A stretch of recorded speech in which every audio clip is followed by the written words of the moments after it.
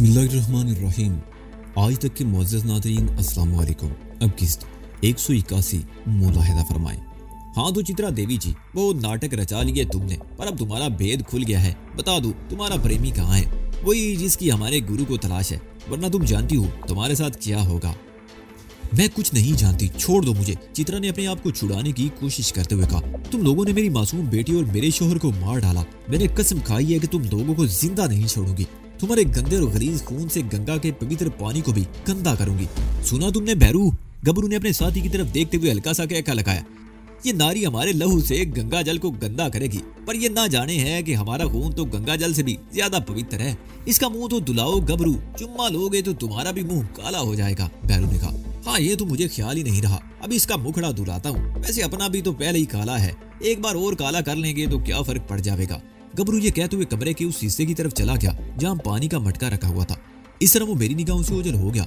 मैंने दोनों हाथों में पकड़े हुए शॉपिंग बैग बढ़िया स्थिति से जमीन पर रख लिया और एहतियात से खिड़की खोलने लगा।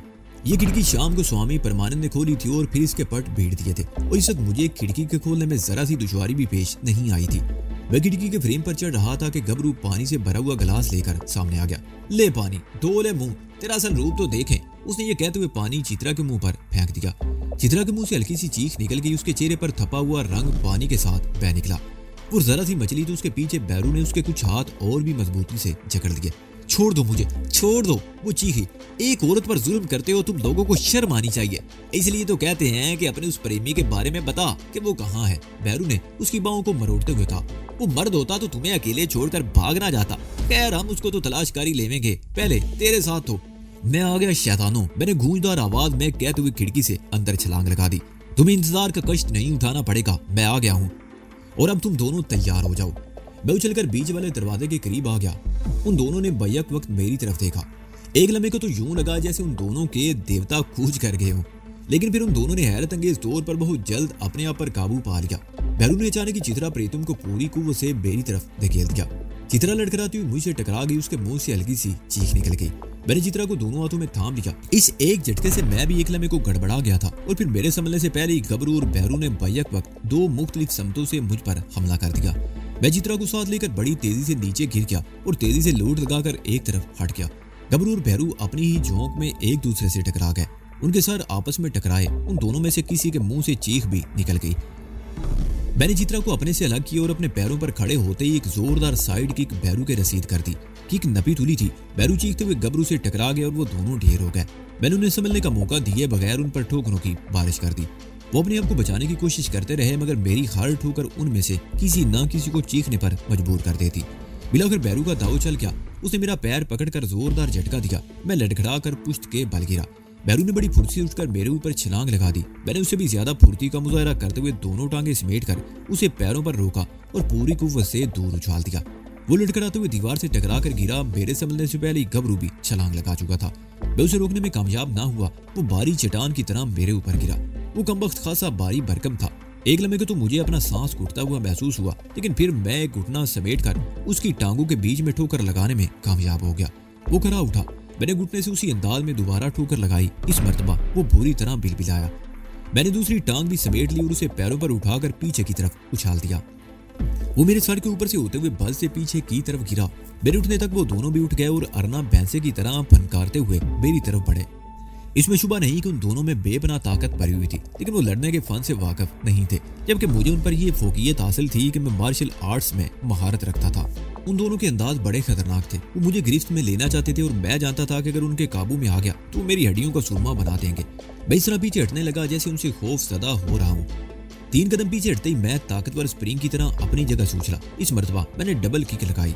मेरे एक पैर भैरू के मुंह पर और दूसरा गबरू के सीने पर लगा। वो दोनों बिलबिलाते हुए पीछे उलट गए और फिर मेरी आंखों ने एक हैरत अंगेज मंदिर देखा। चित्रा प्रीतम जो अब तक बीच वाले दरवाजे के करीब खड़ी हुई थी, बड़ी तेजी से उठकर आतिशदान की तरफ लपकी, जहां बर्तनों में सब्जी काटने की लंबे फल वाली छुरी पड़ी हुई थी। इससे पहले कि मैं सूरतेहाल को समझ सकता, चित्रा ने छुरी उठाकर भैरू पर हमला कर दिया। मुंह पर मेरी किक लगने से भैरू की नाक और मुंह से खून बह निकला था और वो कदरे आगे को झुका हुआ था। उसका एक हाथ नाक और मुंह पर था। चित्रा ने खौफनाक अंदाज में चीखते हुए छुरी पूरी कुव्वत से उसके बाएं पहलू में उतार दी। भैरू चीखते हुए मुंह के बल गिरा। चित्रा ने छुरी उसके जिस्म से बाहर खींचकर दोबारा हमला कर दिया। ये वार भी भैरू के पहलू में पड़ा। वो ज़िबा होते हुए बकरे की तरह बिलबिला उठा। उसके जिस्म पर लगने वाले 2 जख्मों से खून बह निकला। वो जमीन पर लौटते हुए जैसे ही सीधा हुआ, इस मर्तबा चित्रा ने छुरी उसके सीने में उतार दी। गबरू एक तरफ पड़ा दहशत ज़दा सी नजरों से ये सब कुछ देख रहा था और फिर वो इस कदर खौफजदा हुआ कि उसने उठकर चीखते हुए दरवाजे की तरफ छलांग लगा दी। मैं भी चित्रा प्रीतम के जुनून को देख रहा था। गबरू की चीख सुनकर मैं जैसे होश में आ गया और दूसरे ही लम्हे मैंने भी गबरू के पीछे छलांग लगा दी। गबरू का पैर मेरे हाथ में आ गया और वो दरवाजे से टकरा गया। दरवाजा बाहर की तरफ खुल गया, उसके साथ ही गबरू भी गिरा और उसका पैर मेरे हाथ से छूट गया। और इससे पहले कि वो उठकर भागने की कोशिश करता, मैंने छलांग लगाकर उसे छाप लिया। हम दोनों एक दूसरे को पत्थरों पर रगड़ते रहे। गबरू को इसी दौरान में कई मौके मिले। वो अगर चाहता तो मेरी गर्दन मरोड़ सकता था, लेकिन वो अपने आप को छुड़ाकर भागने की कोशिश में था। बैरू का असर देखकर उस पर बुरी तरह खौफ सवार हो गया था। उसने एक बार फिर अपने आप को छुड़ाने की कोशिश की, लेकिन इस मर्तबा उसकी गर्दन मेरे बाजू की गिरफ्त में आ गई। मैंने गबरू की गर्दन को बाजू की लपेट में ले रखा था। वो गर्दन छुड़ाने की भरपूर कोशिश कर रहा था, लेकिन मेरे बाजू का लगाया हुआ नेक लॉक छुड़ाना मुमकिन नहीं था। उसकी पुष्ट मेरे सीने से लगी हुई थी। उसकी ये कोशिश भी थी कि वो किसी तरह अपने पैरों पर खड़ा हो सके, लेकिन पत्थरों में एड़ियां रगड़ने के सिवा वो कुछ नहीं कर सका था। और फिर मुझे वो मौका मिल गया जिसकी मुझे तलाश थी। मैंने उसकी गर्दन को जोरदार झटका दिया। खासी मोटी गर्दन थी। झटका लगने से वो चीख उठा था, लेकिन मेरा मकसद पूरा नहीं हुआ था। मैंने एक और झटका दिया और फिर तीसरे झटके पर कड़क की हल्की सी आवाज उभरी। गबरू बुरी तरह मचला। उसके हल्क से खरखराट की दबी दबी अजीब सी आवाजें निकल रही थी और फिर उसी लम्हे चित्रा चीखते हुए कुटिया से बाहर आ गई। खूनालूद छुरी उसके हाथ में थी। हम जिस जगह पर थे वहां खुले हुए दरवाजे से लैंप की मदम सी रोशनी पहुंच रही थी। चित्रा ने आते गबरू पर हमला कर दिया। छुरी उसके पेट में उतर गई। मैंने गबरू की गर्दन को एक और झटका दिया और उसे छोड़कर एक तरफ हट गया। गबरू को मैंने चित्रा के रहमो करम पर छोड़ दिया। वो पत्थरों पर बुरी तरह लूट रहा था और चित्रा छुरी से उस पर पे दर पे हमले कर रही थी। उस पर जुनून तारी था। उसने इन्हीं लोगों के हाथों अपनी बेटी और अपने शोहर को इस तरह कत्ल होते देखा था और उसने कसम खाई थी कि बेटी और शोहर के कातलों को जिंदा नहीं छोड़ेगी, और मैंने उसे ये मौका फराहम कर दिया था। गबरू खत्म हो चुका था, लेकिन चित्रा के जुनून में कोई कमी नहीं आ रही थी। वो अभी छुरी से पे दर पे उस पर वार कर रही थी। चित्रा रुक जाओ, मैंने चीख कर कहा। वो खत्म हो चुका है, छोड़ दो उसे। मैं इसे नहीं छोड़ूंगी, टुकड़े कर दूंगी इस कुत्ते के। चित्रा ने भी चीख कर जवाब दिया और गबरू के मुर्दा जिस्म पर हमले जारी रखे। मैंने पीछे से चित्रा को अपनी बाहों की लपेट में ले लिया। वो चीख चीख कर अपने आप को छुड़ाने की कोशिश कर रही थी, लेकिन मैं उसे घसीटते हुए वहां से दूर नदी की तरफ ले गया। चित्रा के ये कांटे या कुटिया आबादी से बहुत दूर थी। सन्नाटे में चीखों पुकार की आवाजें अगरचे दूर तक पहुंची होंगी और कहीं ना कहीं सुनी भी गई होंगी, लेकिन मुझे यकीन था कि तहकीके हाल के लिए कोई सिर्फ नहीं आएगा और फिर किसी के लिए यह अंदाजा लगाना भी दुश्वार होगा कि चीखने की ये आवाजें किस तरफ से आई थी। इसलिए कम अज कम इस वक्त या फौरी तौर पर किसी की मुदाखलत का अंदेशा नहीं था। मैं चित्रा को खींचते हुए नदी पर ले गया। उसके हाथ से छुरी लेकर एक तरफ डाल दी और उसके मुंह पर पानी के छींटे मारने लगा और फिर वो जैसे होश में आ गई। वो कितनी देर तक गहरे गहरे सांस लेती रही, फिर मेरे साथ लिपट कर सिसकियां भरने लगी। मैं उसका कंधा थपथपाता रहा और जब उसकी सिसकियां थमी तो मैंने उसे अपने से अलग कर दिया। आज मेरे मन को कुछ तस्कीन मिल गई। वो अब भी गहरे गहरे सांस ले रही थी, लेकिन पूरी तस्कीन उस वक्त मिलेगी जब मैं उस तीसरे दरिंदे पंडित प्रियराज को भी इसी तरह मौत के घाट उतारूंगी।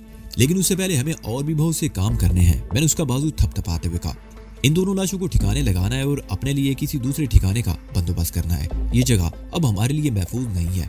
मेरे दिन में अचानक एक ख्याल आया कि गबरू और बैरू को तारा और पंडित प्रियराज ने मुझे और चित्रा प्रीतम को खत्म करने के लिए भेजा था।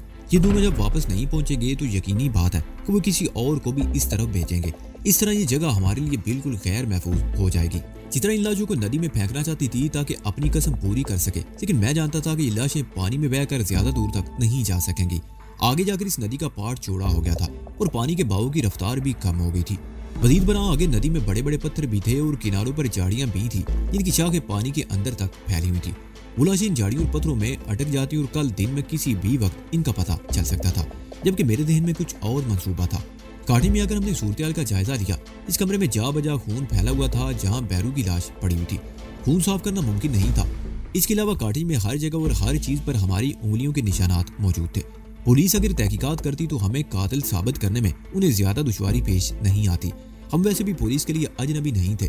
चित्रा प्रीतम तो अपनी बेटी और शोहर के कत्ल के हवाले से पहले ही पुलिस से राब्ते में थी और मैं भी 30 मारखाम बना हुआ था। सूरज गिरने वाले दिन हमने गंगोत्री के पहाड़ी गारों में बद्रीनाथ की नौजवान बेटी सीता को पंडित आशुतोष से बचाया था और पुलिस वाले हमारे बेहद मशकूर व ममनून हुए थे और पुलिस पर यह एहसान अब हमारे लिए, खुसूसन मेरे लिए, बहुत बड़ा खतरा बन गया था।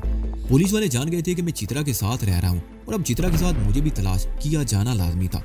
इस काठी से अपने जुर्म का हर सबूत मिटाना हमारे लिए जरूरी था, ताकि हम सामने भी रहें तो कम से कम पुलिस हम पर कत्ल का शुबा ना कर सके। और मैंने चित्रा को समझा दिया था कि सबूत किस तरह मिटाए जा सकते हैं। मैंने गबरू की लाश भी बाहर से उठाकर काटेज में बैरू की लाश के करीब डाल दी। चित्रा अपने कमरे में घुस गई, जहाँ एक तरफ उसका सूटकेस पड़ा हुआ था। उसने सूटकेस खोलकर चंद कपड़े एक थैले में भर लिए। मैंने भी दूसरे कमरे में जाकर अपने बिखरे हुए कपड़े अपने बैग में ठूंस लिए। शहर का रुख करना हमारे लिए खतरे से खाली नहीं था। मैंने चित्रा की तरफ देखते हुए कहा, ये रात हमें पहाड़ों ही में गुजारनी पड़ेगी। सुबह किसी ऐसी जगह का बंदोबस्त करेंगे जहाँ हम महफूज रह सकें। एक ऐसी जगह है, चित्रा ने कहा, तुम वो कंबल उठा लो, हमें उसकी जरूरत पड़ेगी। एक कंबल चित्रा ने भी उठा लिया, दूसरा मैंने तय करके अपने कंधे पर रख लिया। मैंने वो खिड़की भी अंदर से बंद कर दी। चित्रा कमरे का जायजा ले रही थी। मैंने जलता हुआ लैंप उठा लिया। चित्रा बाहर जा चुकी थी। लैंप का ढक्कन खोलकर मैंने पहले उन दोनों लाशों पर तेल छिड़का, फिर तीनों कमरों में तेल के छींटे देने लगा। लैंप में तेल के चंद ही कतरे बचे थे, उनकी बत्ती अभी तक जल रही थी। मैंने उसका शीशा उतार कर नीचे फेंक दिया और लाशों के करीब एक कपड़े पर जलता हुआ लैंप फेंक दिया। कपड़े ने फौरन ही आग पकड़ ली। मैं जल्दी से बाहर आ गया और दरवाजा बंद करके बाहर से कुंडा लगा दिया। चित्रा दरवाजे से चंद कदम दूर खड़ी थी। किस तरफ जाना है, मैंने करीब पहुंचकर पूछा और चित्रा ने एक तरफ इशारा कर दिया। हम तेजी से कदम उठाते उस तरफ चलने लगे। तकरीबन 100 गज दूर निकलने के बाद मैंने पीछे मुड़कर देखा। काटेज की भी खिड़कियों में रोशनी नजर आ रही थी, जिसका मतलब था कि अंदर आग फैलने लगी थी। ये मुख्तसर सी इमारत लकड़ी के तख्तों से बनी हुई थी और मैं जानता था कि चंद मिनट ही में पूरी इमारत आग की लपेट में आ जाएगी और उसके साथ ही हमारे इस जुर्म के तमाम सबूत मिट जाएंगे। हम तेजी से चलते रहे। हमारा रुख बुलंदी की तरफ था। थोड़ी देर बाद चित्रा हाँफने लगी। इस वक्त हम काटेज से तकरीबन 20 मील दूर निकल आए थे। चित्रा की वजह से मुझे रुक जाना पड़ा। मैंने पीछे मुड़कर देखा, हम छोटी छोटी पहाड़ियों में थे। जलता हुआ मकान अगर ये नजर नहीं आ रहा था, लेकिन उस तरफ फजा में नारंगी रोशनी दिखाई दे रही थी। 5-6 मिनट वहां रुकने के बाद हम एक बार फिर चल पड़े। हम पहाड़ियों में बदस्तूर बुलंदी की तरफ जा रहे थे। बुलंदी, सब्जा और घने दरख्तों की वजह से सर्दी में भी इजाफा हो रहा था। मैंने चित्रा से उसका थैला लिया और उसका कंबल खोलकर उसके जिस्म पर डाल दिया। कंबल की वजह से चित्रा को चलने में मजीद दुश्वारी पेश आने लगी। चित्रा ने एक हाथ से अपने बदन पर लिपटे हुए कंबल के दोनों किनारे पकड़ रखे थे और उसका दूसरा हाथ मैंने थाम रखा था और उसे तकरीबन खींचते हुए लिए जा रहा था। हम तकरीबन 3 घंटे तक रुक रुक कर चलते रहे और एक बार फिर रुक जाना पड़ा। चित्रा जमीन पर बैठकर हाँफने लगी और मैं बाईं तरफ नशेब में देखने लगा, जहाँ दूर दूर तक बिखरी हुई रोशनियां नजर आ रही थी। हम पहाड़ियों में चलते हुए शहर की दूसरी तरफ निकल आए थे और हरी दीवार शहर हमसे तकरीबन 3 मील दूर नशेब में था। हमें तकरीबन 1 मिनट तक उस जगह रुकना पड़ा और बिलाखिर एक बार फिर आगे रवाना हो गए। पहाड़ियों में ऊंचे नीचे रास्तों पर चलना खासा दुश्वार काम था और तारीकी में तो और भी मुश्किल पेश आ रही थी।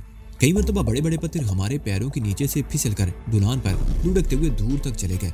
मैंने चित्रा का हाथ पकड़ रखा था। मजीद 2 घंटे चलने के बाद हम एक बार फिर रुक गए। हम जब काटेज से रवाना हुए थे तो इस वक्त तकरीबन 10 बजे का वक्त होगा और मेरे ख्याल में अब 3 तो जरूर बज रहे होंगे। पहाड़ियों पर चलते चलते चित्रा बुरी तरह हाँफ रही थी। सर्दी भी लग रही थी। उसके जिस्म पर सिर्फ इनर वेयर थे और अगर मैं उसे कंबल ना उड़ाता तो वो ठिठर कर रह जाती। मैं चित्रा के बताए हुए रास्तों पर चलता रहा, जिससे मैं इस नतीजे पर पहुंचा कि ये पहाड़ी रास्ते उसके देखे भाले थे। वो इस वक्त भी गहरे गहरे सांस लेते हुए मुतजस्सिस नजरों से इधर उधर देख रही थी। फिर उसने हाथ से एक तरफ इशारा कर दिया। तकरीबन आधे घंटे बाद हम एक जगह पर रुक गए। यहाँ दरख्तों की बहुतात थी और एक चट्टान से आबशार की तरह पानी गिर रहा था। वो चट्टान 12-13 फुट से ज्यादा ऊंची नहीं थी और आबशार भी ज्यादा बड़ा नहीं था। पानी एक बड़े परनाले की सूरत में नीचे गिर रहा था और जमा होने या नदी की सूरत में आगे बहने की बजाय वहीं पथरीली जमीन के अंदर गायब हो रहा था। यही पानी चट्टानों के अंदर ही बहता हुआ गंगोत्री के मुकाम पर कहीं न कहीं से बाहर निकल आता था। इस आबशार से तकरीबन 50 गज के फासले पर एक चट्टान के पीछे दूसरी चट्टान में एक तंग सा गार था। गार के दाने पर पहुंचकर चित्रा ने मुंह से थैला ले लिया और उसके अंदर टटोल कर एक टार्च निकाली। मैंने चित्रा के हाथ से टार्च ले ली और उसकी रोशनी में गार का जायजा लेने लगा। गार ज्यादा बड़ा नहीं था। फर्श पर प्याल बिछा हुआ था। तुम पहले से इस गार के बारे में जानती थी? मैंने सवालिया निगाहों से चित्रा को देखा। मैं कई मरतबा यहाँ आ चुकी हूँ, उसने कहा। पहली मरतबा तो मैं महज इत्तफाक इस तरफ निकल आई थी। उन दिनों यहाँ एक साधु जाप पर बैठा हुआ था। मैं उसके लिए खाने पीने की चीजें लेकर आने लगी और फिर एक रोज जब यहाँ आई तो वो साधु गायब हो चुका था। शायद उसका जाप पूरा हो गया था और वो कहीं चला गया था। वो चंद लम्हों को खामोश हुई, फिर बोली, अंदर चलो, मुझे सर्दी लग रही है। 2 चट्टानों की वजह से यहाँ एक दर्रा सा बन गया था जिससे तेज हवा आ रही थी। जब तक हम पहाड़ियों पर चढ़ते रहे थे खून की गर्दिश तेज थी और सर्दी का एहसास नहीं था, लेकिन अब एकदम सर्दी अपना असर दिखाने लगी थी। हम गार के अंदर आ गए। मैंने अपना बैग कंधे से उतार कर एक तरफ रख दिया। चित्रा कंबल ओढ़े दीवार के साथ टेक लगाकर बैठ गई। उसे शायद ज्यादा सर्दी चढ़ गई थी। वो हौले हौले कांपने लगी। मैं भी उसके करीब ही बैठ गया और कंबल का कुछ हिस्सा उसके ऊपर डाल दिया, लेकिन चित्रा की सर्दी कम नहीं हुई और वो मुसलसल कांपती रही और बिलाकर मेरे साथ लिपट गई। मैंने दोनों कंबल मिलाकर लपेट लिए चित्रा मेरे साथ लिपटी हुई थी, उसके दांत बज रहे थे और जिस्म में जैसे भूचाल सा आया हुआ था, लेकिन बिलाकर वो पुरसुकून होती चली गई। चित्रा शायद सो गई थी।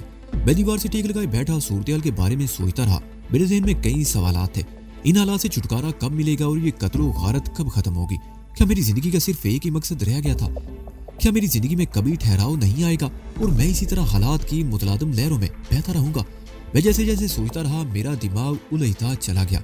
कई ऐसे मौके आए थे कि मैंने इन हंगामों से अलग होने की कोशिश की थी, लेकिन मेरे दुश्मनों ने मुझे कभी भी चैन से नहीं बैठने दिया था। मेरे जख्मों को कुरीदा गया था और कदम कदम पर मुझे ये एहसास दिलाया गया था कि अगर मुझे जिंदा रहना है तो मुझे ये जुल्म भी बर्दाश्त करना पड़ेंगे।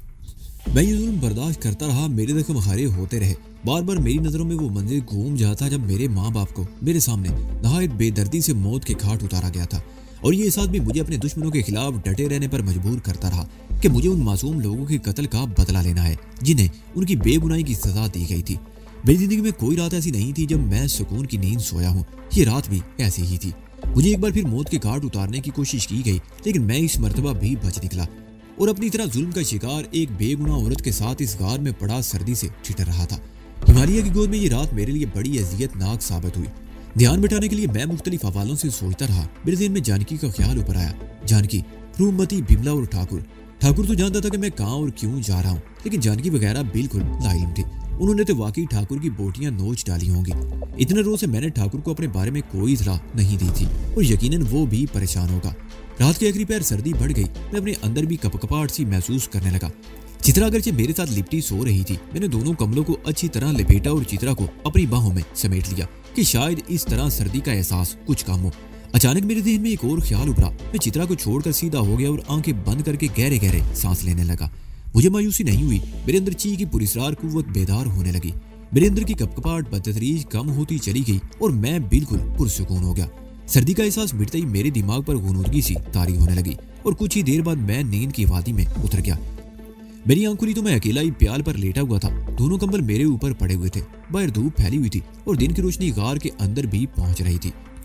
मैंने लेटे लेटे गर्दन घुमाकर इधर उधर देखा। चित्रा गार में नहीं थी। मैंने अपने ऊपर से कंबल हटाकर एक तरफ फेंक दिया और गार से बाहर आ गया। चित्रा आसपास कहीं भी नहीं थी। मैंने एक दो मरतबा चित्रा का नाम लेकर पुकारा, लेकिन कहीं से जवाब नहीं मिला। मैं चट्टान के ऊपर से घूमकर उस तरफ चलता गया जहां रात को आबशार देखा था, और फिर एक बहुत बड़े चट्टानी पत्थर से घूमकर मैं जैसे ही दूसरी तरफ आया ठिठक कर रुक गया। मुझसे चंद कदम के फासले पर चित्रा प्रीतम आबशार के नीचे खड़ी नहा रही थी। उसके जिस्म की सारी कालक धुल गई थी। वो रात भर मेरे साथ लिपटी रही थी, लेकिन मेरे ज़हन में एक लम्हे को भी लघु ख्याल नहीं आया था। मगर इस वक्त चित्रा को नहाते देखकर मेरे दिमाग में सनसनाहट होने लगी। मैं वहां से हटकर उस पत्थर के पीछे चला गया और एक जगह टेक लगाकर बैठ गया। मेरे लिबास और जिस्म पर भी खून के धब्बे थे और ये सोचकर ही घिन महसूस होने लगी कि मेरा जिस्म और लिबास उन गलीज पुजारियों के गंदे खून से आलूद है। तकरीबन आधे घंटे बाद छोटे छोटे पत्थरों के लुढ़कने की आवाज सुनकर मैं समझ गया कि प्रीतम वापस आ रही है। मैं यहाँ हूँ प्रीतम, मैंने ऊंची आवाज में पुकार कर उसे अपनी मौजूदगी से आगाह किया। चंद सेकंड बाद ही चित्रा मेरे सामने आ गई। उसने शलवार कमीज पहन रखी थी। बालों से पानी नुचड़ रहा था जिससे कमीज तर हो रही थी। उसे यकीनन सर्दी लग रही थी। वो होले होले कांपने लगी। हम गार के सामने आ गए। चित्रा धूप में एक पत्थर से टेक लगाकर बैठ गई। मैंने कंबल लाकर उसके ऊपर डाल दी और अपने बैग में से कपड़े निकालकर नहाने के लिए चला गया। और फिर एक घंटे बाद मैं भी चित्रा के पास धूप में बैठा हुआ था। वो गार में जाकर अपने थैले में से प्लास्टिक की एक थैली निकाल लाई जिसमें 1 किलो के लगभग काले भुने हुए चने भरे हुए थे। उनमें दुक्कल दाने भी थे। मैं अपनी कुटिया में हमेशा ऐसी चीजें रखती हूँ जो नहायत संगीन सूरत हाल में काम आ जाती हैं। वो थैली खोलते हुए बोली। कुटिया से निकलने से पहले मैंने ऐसी चीजें थैले में डाल दी थी जो अब हमारे काम आएंगी। हम जने खाते हुए बातें करते रहे। चित्रा पहले भी कई मरतबा यहाँ आ चुकी थी। ये जगह हरिद्वार शहर से तकरीबन 2 मील के फासले पर और काफी बुलंदी पर थी। इस तरफ बहुत कम लोग अमूमन आते थे। लोग उस तरफ आते जाते जहाँ पहाड़ियों में मंदिर बने हुए थे और इस तरफ कोई मंदिर नहीं था। दिन गुजर गया। शाम के साए गहरे होने लगे। उसके साथ ही खुनकी में भी बदतरीज इजाफा होता गया। पूरे दिन में शहर का कोई आदमी इस तरफ नहीं आया था जिससे हमें शहर की सूरत हाल का इल्म होता। वो रात भी हमने तारीख गार के अंदर गुजार दी। मेरे अंदर ची की पुरस्रार कुव्वत ने मुझे सर्दी से बचा लिया। मैंने दोनों कंबल चित्रा को दे दिए थे। ताहम दीवार के साथ टेक लगाए साथ साथ बैठे हुए मैंने भी कंबल का एक हिस्सा टांगों पर डाल रखा था। अगले रोज दोपहर तक हम गार के आसपास ही रहे और फिर शहर जाने का फैसला कर लिया। जिस तरफ से हम लोग उस रात आए थे वो बहुत तवील फासला था, लेकिन एक और रास्ता भी था जहाँ से शहर का फासला 2-2.5 मील से ज्यादा नहीं था और ये रास्ता बहुत कठिन और दुश्वार था और गालबन यही वजह थी कि लोग इस तरफ नहीं आते थे। इस रास्ते से शहर तक पहुंचने में हमें 1.5 घंटे से ज्यादा नहीं लगा। शहर के नवाई इलाके में ज्यादातर गेस्ट हाउसेस थे, आबादी बहुत छितरी थी। कोई मकान या गेस्ट हाउस किसी पहाड़ी के दामने में था और कोई पहाड़ी पर वाक़ था। हम लोग जिस सड़क पर चल रहे थे उसका नाम तो मुझे मालूम नहीं था, लेकिन अगर उसे ठंडी सड़क का नाम दिया जाए तो गलत ना होगा। दोनों तरफ घनी शाखों वाले दरख्त थे जिनकी शाखें ऊपर से आपस में मिली हुई थी। इस वक्त 2 बज रहे थे और हमने सोचा था कि सबसे पहले किसी रेस्टोरेंट में बैठकर खाना खाएंगे और फिर कुछ मालूमात हासिल करने की कोशिश करेंगे। मैंने चलते चलते चित्रा प्रीतम की तरफ देखा। उसने शलवार कमीज पहन रखी थी, अलबत्ता दुपट्टा नाम की कोई चीज नहीं थी। कंघा ना होने की वजह से बाल उलझे और बिखरे हुए थे। चेहरे पर किसी किस्म का मेकअप भी नहीं था। उसके बावजूद वो बेहद हसीन लग रही थी। उसका ताल्लुक पंजाब के उस सिख घराने से था जो बरसों पहले सिंगापुर में जाकर आबाद हो गया था। सिंगापुर में सैकड़ों सिख खानदान आबाद थे। पाकिस्तान और हिंदुस्तान से ताल्लुक रखने वाले और भी हजारों खानदान सिंगापुर को अपना वतन बना चुके थे, लेकिन जो चारम सिख औरतों में था वो किसी और में नहीं था। मैंने जीन्स और ओपन शर्ट पहन रखी थी जिसके ऊपर के 2 बटन खुले हुए थे। इक्का दुक्का दुकानें शुरू हो चुकी थी। हम इधर उधर देखते हुए आगे बढ़ते रहे और बिलाखिर एक मावाड़ी हिंदू के होटल के सामने रुक गए। होटल के सामने फूलों और कचौरी वगैरह के ठेले भी थे। ये जगह खासी बारौनक थी। भूख लग रही है, चित्रा ने मेरी तरफ देखते हुए कहा। इस होटल में बैठकर खाना खा लेते हैं, फिर आगे चलेंगे। भूख तो मुझे भी लग रही है। हम इस होटल में दाखिल हो गए। खासा लंबा चौड़ा हाल था। थोड़े थोड़े फासले पर बहुत सी मेजें और कुर्सियां बिछी हुई थी। बड़ी तादाद में ग्राहक भी मौजूद थे। ग्राहकों में ज्यादा तादाद उन लोगों की थी जो हिंदुस्तान के मुख्तलिफ शहरों से गंगोत्री यात्रा को आए हुए थे। उनमें बच्चे भी थे और औरतें भी। मैं और चित्रा प्रीतम हाल के आखिर में एक मेज पर बैठ गए। मेज पर प्लास्टिक का एक मैला सा जग और 2 गिलास रखे हुए थे। हमारे बैठते ही मैले कुचाले लिबास में मलबूस एक लड़का आ गया और कंधे पर पड़ी हुई मैली सी साफी उतार कर मेज साफ करने लगा और फिर वो अपने होटल में तैयार खानों की तफसील बताने लगा। वो एक ही सांस में बोलता चला गया। बहुत सी चीजों के नाम तो मेरी समझ में आ ही ना सके। दाल चावल ले आओ हम दोनों के लिए, चित्रा ने कहा, लेकिन पहले ये जग और गिलास धोकर ताज़ा पानी लाओ। लड़का जग और गिलास उठाकर चला गया। चंद मिनट बाद उसने हमारे सामने पानी से भरा हुआ जग और 2 गिलास रख दिए और फिर थोड़ी देर बाद चावल की 2 प्लेटें भी हमारे सामने रख कर चला गया। चावलों पर दाल पड़ी हुई थी। हमने अपनी अपनी प्लेट अपनी तरफ सिरका ली। किसी प्लेट में भी चम्मच नहीं था। मुझे बहरहाल हाथ से चावल खाने का तजर्बा हो चुका था। हम भी खाना खा रहे थे कि एक साधु हमारे करीब आकर खड़ा हो गया। मैंने चौंक कर उसकी तरफ देखा। टखनों तक लंबा गिरवे रंग का चोगा, गले के बटन खुले हुए जिससे सीने के स्याह बाल झांक रहे थे। गले में रंग बिरंगे मोतियों की कई मालाएं थी। दोनों हाथों में स्टील के खड़े थे। माथे पर कुछ का और दोनों गालों पर भी सफेद लकीरें खींची हुई थी। दोनों कानों में बड़े बड़े बाले थे। सर के लंबे बाल इस तरह उलझे और गुथे हुए थे जैसे मिट्टी में किसी किस्म का गम मिलाकर लिपाई की गई हो। साफ लग रहा था कि बरसों से पानी को बालों के करीब भी नहीं आने दिया गया था। दाढ़ी और मूंछों के बाल इस तरह आपस में मिले हुए थे कि मुंह का दाना तलाश करना मुश्किल था। उसके एक हाथ में त्रिशूल था और दूसरे हाथ में पीतल की एक छोटी सी बाल्टी थी। दाएं कंधे पर एक मैला सा कपड़े का थैला भी लटका हुआ था जिसमें न जाने क्या कुछ भरा हुआ था। मजमूई तौर पर वो साधु बहुत ही गलीज था। उसे अपने करीब देखकर मेरे ذहन में अचानक ये ख्याल उभरा कि कहीं वो पंडित प्रिय या राज का आदमी तो नहीं। उसने शायद हमें पहचान लिया हो। चित्रा प्रीतम के चेहरे का रंग भी एक लम्हे को मुतगय्यर हो गया, लेकिन उसने फौरन ही अपनी कैफियत पर काबू पा लिया। वो साधु अगरचे खासा हट्टा कट्टा था, लेकिन इस वक्त उसके चेहरे पर यतीमी बरस रही थी और वो जिस अंदाज में हमारे करीब आ खड़ा हुआ था उससे मुझे उसके बारे में अपनी पहली राय बदलनी पड़ी। ओए छोकरे, काउंटर पर बैठा हुआ मावाड़ी सेठ चीखा, इस साधु को बाहर निकाल, ग्राहकों को परेशान करता है। वेटर लड़का बेजों के दरमियान घूमते हुए हमारी तरफ आ गया और करीब पहुंचकर साधु का बाजू पकड़ लिया। उसी लम्हे मेरे ज़हन में एक और ख्याल उभरा। 1 मिनट, मैंने हाथ उठाकर लड़के को रोक दिया और साधु की तरफ देखते हुए बोला, भूख लग रही है, भोजन करोगे? साधु ने इस बात में सर हिला दिया। इसके लिए 1 प्लेट दाल चावल लाओ, मैंने लड़के से कहा और साधु को इशारा किया। वो बड़ी बेतकल्फी से एक कुर्सी पर बैठ गया। त्रिशूल मेज के साथ टिका कर खड़ा कर दी और बाल्टी कुर्सी के करीब फर्श पर रख दी। ऐसे गलीज आदमी को तो दूर से देखकर ही कराहियत सी महसूस होती थी, लेकिन मैंने उसे अपने साथ बिठा लिया था और मेरी इस साधु से हमदर्दी बिला वजह नहीं थी। हम अपना खाना खत्म कर चुके थे। चंद मिनट बाद ही लड़के ने साधु के सामने चावलों की प्लेट रख दी और उस साधु ने जिस तरह चावल खाए वो मैं यहाँ बयां नहीं कर सकता। उसके लिए दूसरी और तीसरी प्लेट भी मंगवाई गई। चित्रा इसी दौरान में मुंह फेरे बैठी रही। किसी गंदे और गलीज साधु को इस तरह अपने पास बिठाना और उसकी सेवा करना कोई अनोखी और गैर मामूली बात नहीं थी। इस किस्म के साधुओं को बहुत कुव्वतों वाला और पहुंचा हुआ समझा जाता था और लोग उनके पीछे पीछे फिरा करते थे। खाना खत्म होने के बाद साधु ने चाय भी पी और फिर मैं उसे लेकर होटल से बाहर आ गया।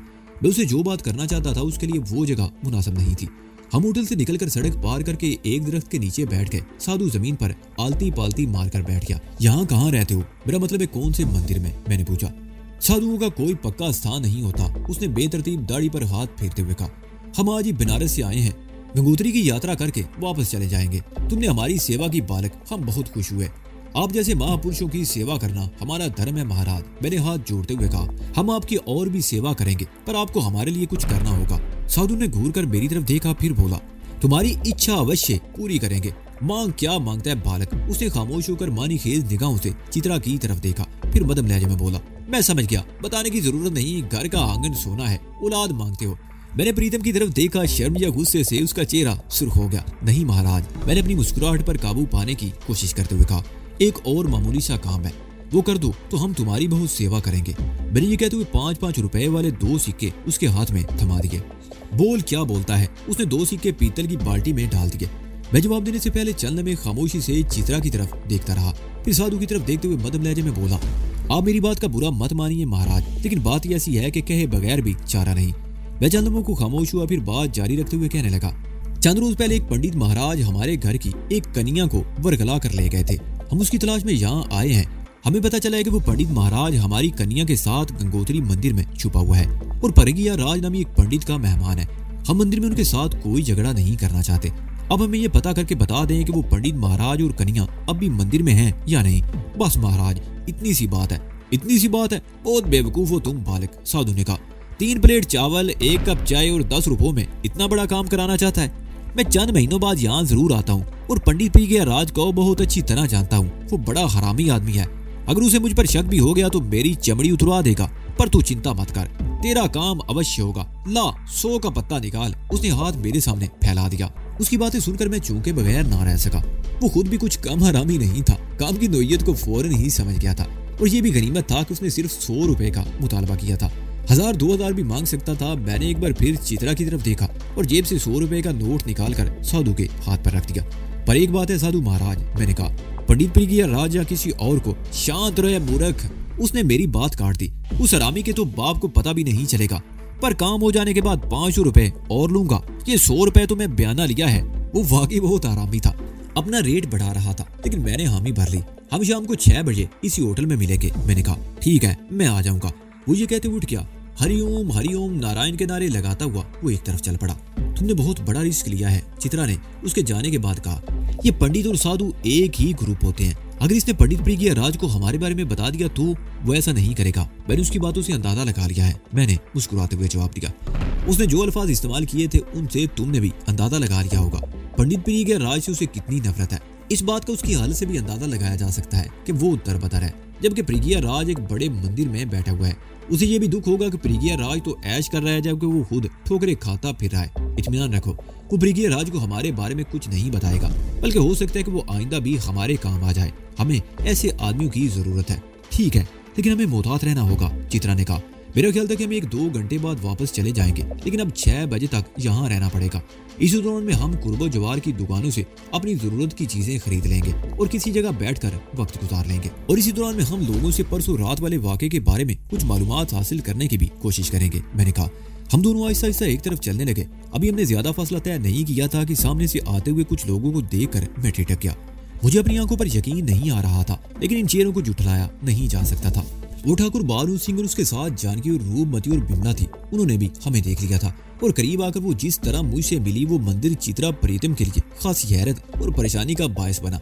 उनकी बातों से इंकशाफ हुआ कि वो लोग मेरी तलाश में 3 दिन से यहाँ आए हुए थे और आश्रमों, होटलों और गेस्ट हाउसेज में मेरा हुलिया बताकर मुझे तलाश करते फिर रहे थे। ठाकुर ने उस तरफ जिस तरफ से हम आए थे पहाड़ी के दामन में एक कॉटेज किराए पर ले लिया था। वैसे ये उनकी खुशकिस्मती थी कि उन्हें यहाँ आते ही काठी मिल गया था, जबकि लोग खवार होते फिरते थे और खुले आसमान के नीचे ठिठर ठिठर कर रातें गुजारने पर मजबूर थे। वो काठी मावाड़ी के इस होटल से जहाँ हमने खाना खाया था तकरीबन 1 मील के फासले पर पहाड़ी के दामन में था। एक दूसरे से खासे फासले पर कुछ और भी काठी थे और 1-1.5 घंटा पहले पहाड़ी से उतरकर हम उस तरफ से गुजर कर आए थे। काठी 2 बड़े कमरों पर एक रसोई पर मुश्तमिल था और उन्होंने यहाँ चाय वगैरह बनाने का इंतजाम भी कर रखा था। काठी में आने के थोड़ी देर बाद रूपमती चाय बनाने के लिए किचन में चली गई। जानकी और बिमला मेरे दाएं बाएं जिस तरह चिपक कर बैठी हुई थी, उसे देखकर चित्रा गोया उलझ कर रह गई थी। रूपमती को चाय लाने में देर नहीं लगी और चाय की चुस्कियों के दौरान ही मैंने उन्हें चित्रा प्रीतम के बारे में भी बता दिया और उन्हें अब तक की सूरत हाल से आगाह करने लगा। अगर तारा यहीं है तो इस मर्तबा उसे बचकर नहीं जाना चाहिए। मेरे खामोश होने पर ठाकुर ने कहा, वो यहीं है और गंगोत्री मंदिर में छुपा हुआ है। मैंने कहा, एक साधु को उसके बारे में मालूमात हासिल करने के लिए भेजा है। शाम 6 बजे उस साधु से मुलाकात होगी तो कुछ पता चलेगा। रहने का कहाँ बंदोबस्त किया है तुमने? ठाकुर ने पूछा। ये सवाल करते उसने कनक से चित्रा प्रीतम की तरफ भी देखा था। परसों रात तक तो मैं चित्रा की काठी में था, लेकिन तारा ने हमें ढूंढ निकाला। उस रात इसके 2 आदमियों ने काठी पर हमला कर दिया और मैं चंद को खामोश हुआ। फिर उसे परसों रात के बारे में बताने लगा और आखिर में कहा, 2 रातें हमने पहाड़ियों में एक गार में गुजारी हैं, लेकिन अब बहरहाल हमें ठिकाना तो मिल ही गया है। मैं इधर उधर देखने लगा। परसों रात ठाकुर मेरे खामोश होने पर बोला, काठी को आग लगने के बाद शहर के बहुत से लोग उस तरफ भाग खड़े हुए थे। हम उस वक्त मेन बाजार के एक होटल में बैठे खाना खा रहे थे। आग पर काबू नहीं पाया जा सका। काठी मुकम्मल तौर पर जलकर राख हो गया था। अगले रोज पता चला कि मलबे से 2 जली हुई लाशें मिली थी, लेकिन पुलिस उनके बारे में कुछ मालूम नहीं कर सकी। अलबत्ता किसी पगली और उसके किसी प्रेमी का नाम लिया जा रहा था। मैंने मुस्कुराकर चित्रा प्रीतम की तरफ देखा और फिर जानकी की तरफ देखने लगा। उसकी बाहें तर गई थी। चित्रा प्रीतम मेरे एक मुरब्बी चाचा खशवंत सिंह की बेटी है। ये सिंगापुर से यहाँ आई थी और बस जानकी ने मुझे टोक दिया। अब मैं जान गई कि ये कौन है। जानकी ने ये जुमला बात को खत्म करने के लिए अदा किया था और फिर मौजू बदल गया। ठाकुर की बातों से ये पता चल गया कि उस रात हमारे काठी के जल जाने के बाद अगले रोज मलबे में से 2 लाशें जली हुई मिली थी और मेरा और चित्रा का नाम लिया जा रहा था। लेकिन यह अंदाजा नहीं हुआ था कि पुलिस ने हमारे बारे में क्या राय कायम की थी। आया पुलिस की नजरों में हम दोनों जलकर राख हो गए थे या हमें आतिशजनी और कत्ल का मुलजिम ठहराया जा रहा था? ये मालूम करने के लिए मुझे शहर में ऐसे लोगों से राब्ता करना था जो इस सिलसिले में कुछ ज्यादा जानकारी रखते हों और इस बात का भी अंदेशा था कि पुलिस हमें तलाश कर रही हो। मैं और चित्रा रिस्क लेकर पहाड़ियों से उधर आए थे और खुशकिस्मती से हमें ठिकाना भी मिल गया था। चित्रा को फिलहाल बाहर जाने की जरूरत नहीं थी, लेकिन मुझे ये रिस्क लेना ही था। ठीक 6 बजे मैं और ठाकुर काठी से निकलकर शहर की तरफ रवाना हो गए। 6 मिनट से ज्यादा का फासला नहीं था। होटल के करीब पहुंचकर मैं और ठाकुर अलग अलग हो गए। इस साधु पर अगरचे मुझे कोई शुबा नहीं था, लेकिन ऐसे लोगों पर पूरा भरोसा भी नहीं किया जा सकता था। हालात का तकाजा यही था कि एहतियात का दामन हाथ से ना छूट जाए। ठाकुर होटल के सामने सड़क के दूसरी तरफ रुक गया और मैं इधर उधर देखता हुआ होटल में दाखिल हो गया। इस वक्त यहाँ ज्यादा रौनक थी। होटल के अंदर भी कोई मेज खाली नहीं थी। फिल्मी गानों के शोर में कान बड़ी आवाज सुनाई नहीं दे रही थी। मैं होटल में दाखिल होकर इधर उधर देखने लगा। वो साधु उसी मेज पर बैठा हुआ था जहाँ दोपहर को हमने खाना खाया था। उस मेज पर 2 आदमी और थे। चौथी कुर्सी खाली थी। साधु के सामने चावलों की प्लेट रखी हुई थी और वो बड़ी बदतमीजी से चावल खा रहा था। मैं उसके करीब जाने की बजाय एक और मेज पर बैठ गया। वेटर लड़के ने पूछे बगैर मेरे सामने चाय का कप लाकर रख दिया। चाय बहुत बदमजा थी, लेकिन मुझे पीनी पड़ी। इसी दौरान मैं बार बार उस साधु की तरफ भी देख रहा था। चावल खत्म करने के बाद साधु ने जग उठाकर मुंह से लगा लिया और सीने हुए हाथ अपने कुर्ते के दामन से पूंछते हुए इधर उधर देखने लगा। दोपहर को भी इसने यही हरकत की थी। मैं अपनी जगह से उठ गया था कि साधु मुझे देख सके। मेरा अंदाजा दुरुस्त निकला। साधु मुझे देखते ही एक झटके से उठकर खड़ा हो गया। मैं इस दौरान में काउंटर पर पहुंच चुका था। वह साधु अकलमंद आदमी था। मैंने पैसे निकालने के लिए जेब में हाथ डाला तो वो भी मेरे करीब पहुंच गया। हमने भोजन कर लिया है, पैसे यहाँ भी दे दो बालक, राम भली करेगा। उसने मेरी तरफ देखते हुए कहा। उसका लहजा भीख मांगने वाला था। मैंने पहले तो घूर कर उसकी तरफ देखा, फिर उसके पैसे भी दे दिए और होटल से बाहर आ गया। साधु मुझसे पहले ही बाहर आ चुका था। वो हरिओम गर्दानते हुए एक तरफ जा रहा था। मैं भी उसके पीछे चलता रहा। तकरीबन 30 गज दूर जाकर साधु रुक गया। 500 रुपए निकाल बालक, उसने मेरे सामने हाथ फैला दिया। तुम्हारे कारण हमें बड़ा कष्ट उठाना पड़ा। मैंने कुछ कहे बगैर जेब से 500 रुपए निकाल कर उसके हाथ पर रख दिए। इसी दौरान में ठाकुर भी हमारे करीब पहुंच चुका था। साधु से देखकर कुछ झिझका। इसकी चिंता मत करो, ये अपना ही बंदा है। मैंने कहा, अब तुम वक्त जाया करने की बजाय बोलना शुरू कर दो। तुम्हारी मुश्किल अभी अंत नहीं हुई बालक, साधु ने कहा। क्या मतलब? मैंने उसे घूरा। दोपहर को मैं यहाँ से सीधा गंगोत्री मंदिर गया था, साधु कह रहा था। मैंने मंदिर के तमाम पंडितों और पुजारियों से पूछ लिया। तुम्हारे लिए जानकारी ये है कि पंडित प्रिया राज अपने मित्र के साथ कल सुबह सवेरे ही गंगोत्री मंदिर से चला गया था। उनके साथ एक छोकरी भी थी। ओह, कहाँ गए हैं वो लोग? मैंने पूछा। ये जानकारी नहीं मिली बालक, साधु ने जवाब दिया, पर यह पता चला है कि वो लोग बड़ी उजलत में वहां से गए थे। ठीक है साधु महाराज, अब तुम जा सकते हो। मैंने कहा। कोई और सेवा बालक? साधु ने पूछा। कुछ नहीं महाराज, धन्यवाद। मैंने उसके सामने हाथ जोड़ दिए। साधु हरिओम हरिओम नारायण नारायण की गर्दान करते हुए वापस चला गया। मैंने उससे मजीद कोई काम लेने का इरादा तर्क कर दिया। वो जिस तरह शुरू ही में खुल गया था, आगे चलकर हमारे लिए खतरनाक साबित हो सकता था। मैंने उसे 600 रुपए दिए थे और मेरी ये रकम जाया नहीं गई थी। कम से कम ये पता तो चल गया था कि दारा और पिगिया राज गंगोत्री से चले गए थे। वो कहाँ गए थे ये मालूम करना अभी बाकी था। हम वापस आ गए। तुमने इस साधु को भी भगा दिया। इसके जरिए ये भी मालूम किया जा सकता था कि वो लोग कहाँ गए हैं, ठाकुर ने कहा। ये साधु काबिल एतमाद नहीं है, मैंने जवाब दिया। उनके बारे में मालूम करने के लिए हमें कोई और तरीका इख्तियार करना पड़ेगा। और हाँ, याद आ गया। मैं एकदम उछल पड़ा। क्या हुआ? क्या याद आ गया? ठाकुर ने उलझी हुई नजरों से मुझे देखा। स्वामी परमानंद, मैंने कहा और फिर उसे स्वामी परमानंद के बारे में बताने लगा। तो फिर ठीक है। ठाकुर एकदम उठकर खड़ा हो गया। अभी चलो, इस काम में हमें देर नहीं करनी चाहिए। जानकी वगैरह को कुछ हदायत देने के बाद मैं और ठाकुर काठी से निकलकर शहर की तरफ रवाना हो गए। मेन बाजार तक पहुंचने में हमें आधे घंटे से ज्यादा नहीं लगा। इस वक्त रात के 9 बजने वाले थे और बाजार में खासी रौनक थी। आश्रम वाली गली तलाश करने में मुझे ज्यादा दुश्वारी पेश नहीं आई।